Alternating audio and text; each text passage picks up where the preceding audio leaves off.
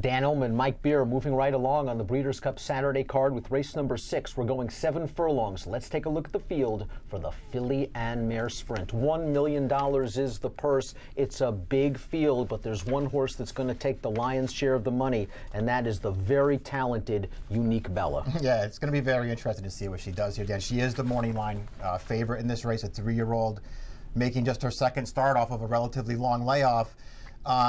You know, I think if you just sort of look at her and you say, well, why is she going to be something to 5 in this race based on, you know, speed figures?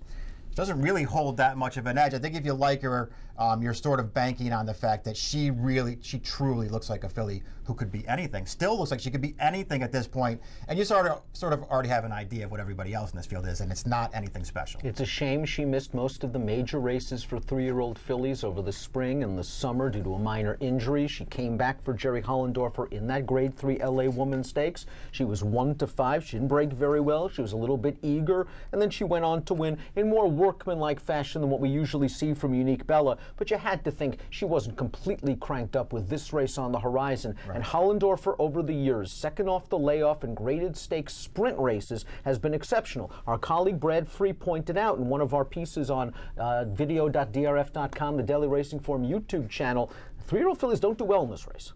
Okay, I guess that's something to keep in mind, especially for a horse who's going to be a short-priced favorite.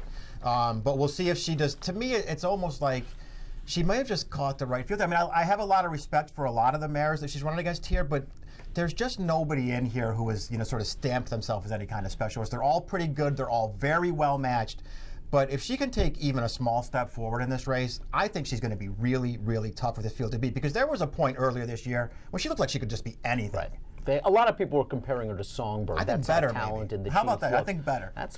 That's a very strong statement. The fast pace is expected from our Timeform US pace projector, and we see Unique Bella the 11th sitting out in the second flight, which would be a good spot for her. 7 furlongs is fine. Princess Karen, another 3-year-old filly who was no match for Unique Bella in the LA Woman, expected to set the pace. This would be a very tall task for her. Yeah, it just feels like she's, you know, there's nothing wrong with her form. She's run nothing but good races, just a little slow. I liked that Finley's Lucky Charm showed a new dimension last time out in the Thoroughbred Club of America at Keeneland. She's the number 9 and is expected to be close to this hot pace.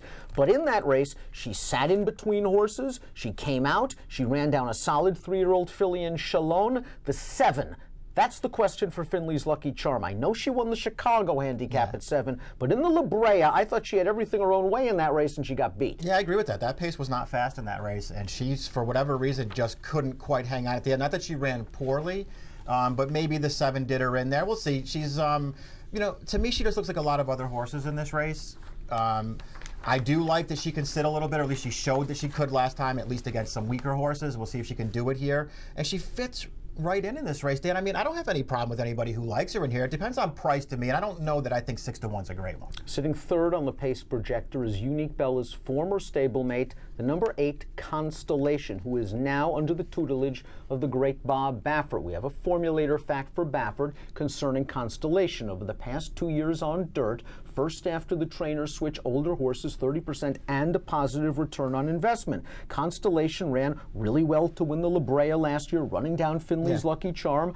Good second in the Madison behind Paula Silver Lining. She's only been off the board once in her career. Yeah, I mean, there's nothing to really knock about her either. She did run down Finley's Lucky Charm to win that La Brea, although she's another one. She sat right up close to a pace that wasn't fast and then was able to outfinish her late. She's been second best in every start since then against a couple of these horses.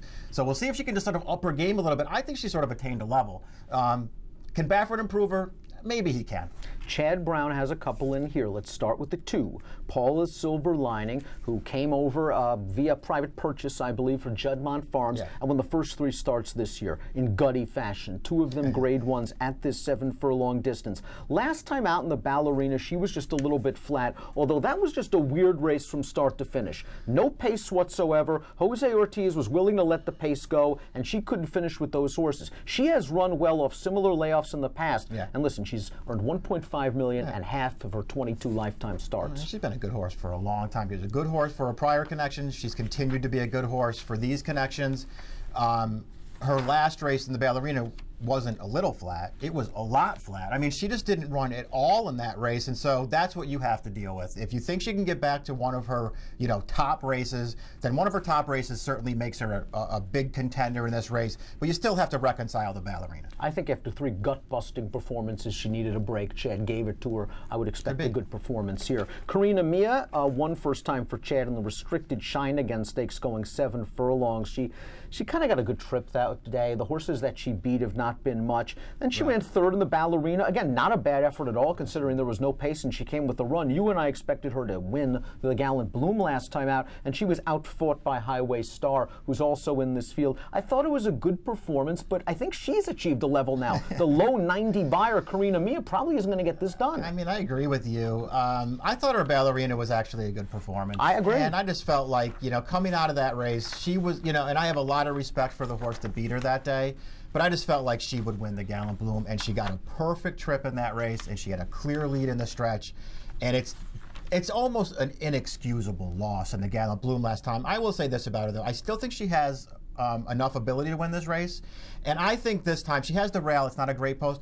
I think this time they're taking her back, and they're going to try and make one run from off the pace, and I think that could really work for her. Good post for Highway Star, the number 10, who outfinished Karina Mia in the Gallant Bloom, was up and on the pace in the ballerina. No real excuses not being able to get by the moon that day, but I like her trip. I like the fact that this is her 3rd start of the form cycle. She is in good form, and listen, she wants to beat you. Yeah, I mean, that's the best thing about her. I mean, she just shows up and she runs her guts out every time, no matter what. I mean, I don't know that I think that she can win this race, as a matter of fact. I don't know if I'm going to be betting on her, but I'll be using her in any multi-race wagers that I make, because I know that she can win, and I'll really be rooting for her, too, because she's such a cool horse. Sky Diamond's just a super claim from Bill Spar, $40,000 purchase back in August of 2016, and has just gone on an absolute roll. She has won 5 out of her last 6 races. The Rancho Bernardo last time out, down towards the inside a little bit, had to get outside, but she has proven at Del Mar 2 for 2. I love her tactical speed. I love her post position. She's certainly fast enough to win this race. Yeah, there's nothing but things to like about her. I don't even really feel like, they don't run her at 7 too much. The only time they ran her at 7 is one of the losses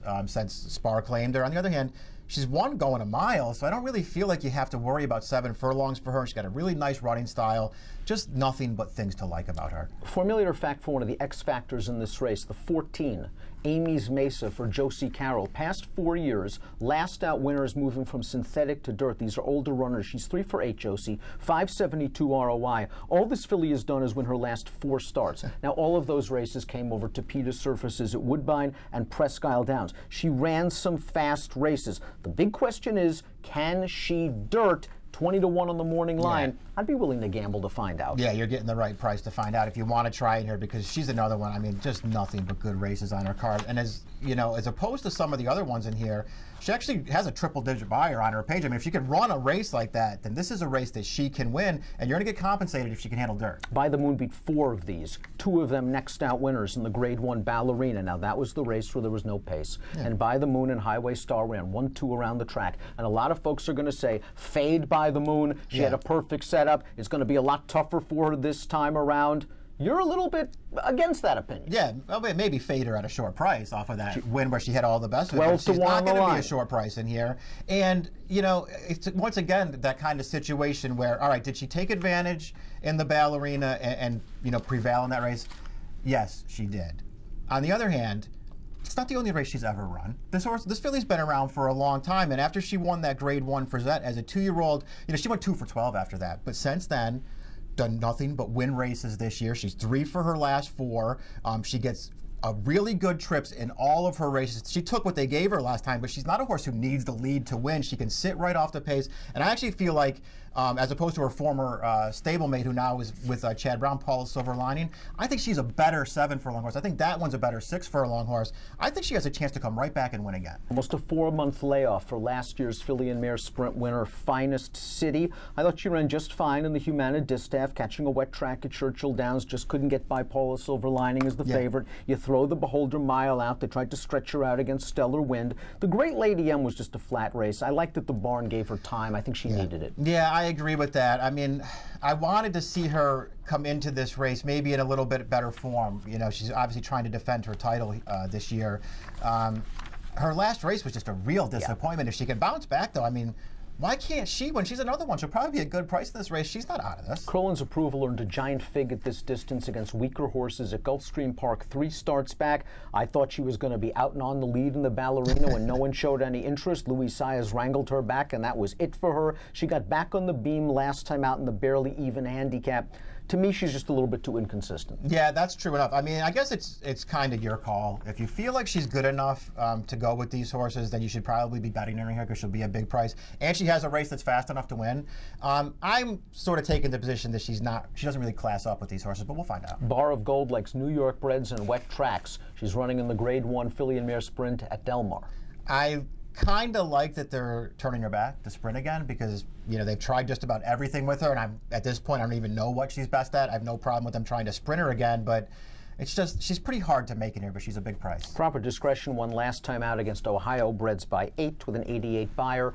Perhaps she can be part of the pace picture. I mean, listen, all she does is win races, and she's really fast early, and she's getting the trainer change to Phil D'Amato. I mean, there are things to like about her at a big price, but right now she's not fast enough to win. Time for our top selections for the filly and mare sprint. We talked about so many good horses, and as we looked at it, I was thinking, boy, why are we picking Unique Bella in here when we made cases for 7 or 8? I just think she might be in that special air if she runs her A race. You're going to go 11, 7, 4, and 10. I'm going to go 11, 14, 12, and 8 in the Breeders' Cup filly and mare sprint, race number 6 at Del Mar on Saturday, and it has an approximate